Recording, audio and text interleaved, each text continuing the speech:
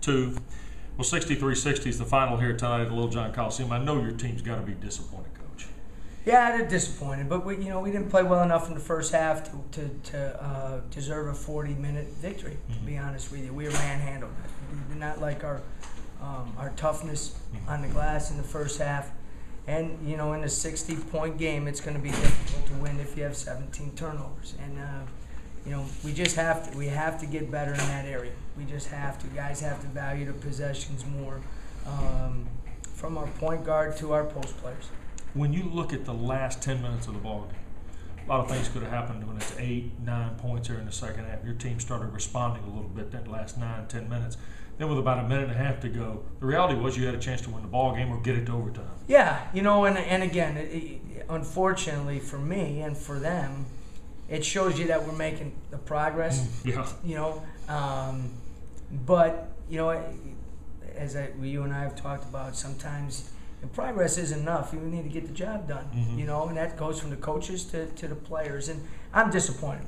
I'm disappointed in how we played the last 10 minutes of the first half. Disappointed in our toughness with the ball. Again, our guys are resilient. That's a credit to them. There's no doubt about that. That they don't give up. They keep fighting. They figure out a way to. They did it on the road the last couple games as well. But as I said, this next step as a team is the most difficult one.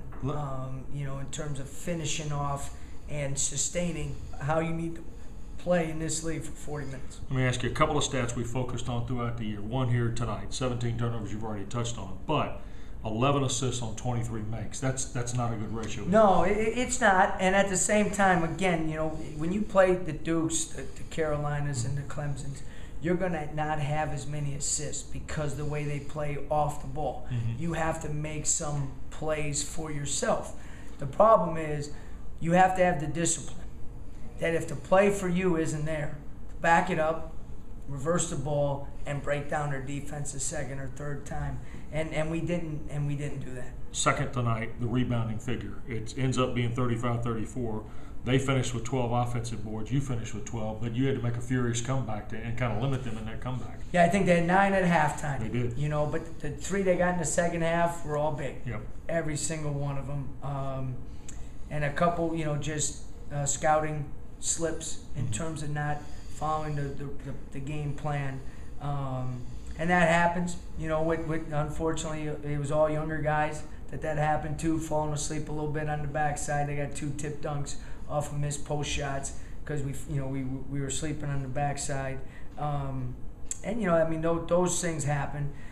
The other area that's a concern, it has been now, we can't shoot any more than we shoot on a daily basis.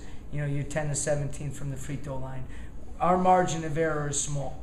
So to be honest with you, Wes, I guess a positive would be to have 17 turnovers and go 10 to 17 from the free throw line and to be in the game at the end. It shows that at least overall we're getting better. But those 2 areas, it's hard to win games if you do that. Daniel Miller gives you a career high 16 tonight, 8 of 12 from the floor. He's starting to round into form here a little bit, Coach, it looks like. Yeah, and he responded because I got on him pretty good at halftime. I didn't think he had the energy that he needed.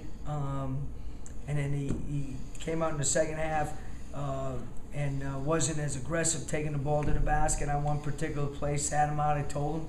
And he went back in there and he played, like we need him to play. Now, 4 rebounds isn't enough. We need more rebounds, especially from a team, that rebounds the ball as well as Clemson does. So, I thought we got a good game out of Daniel, and we need to continue to do that. Coach, thanks. You got it.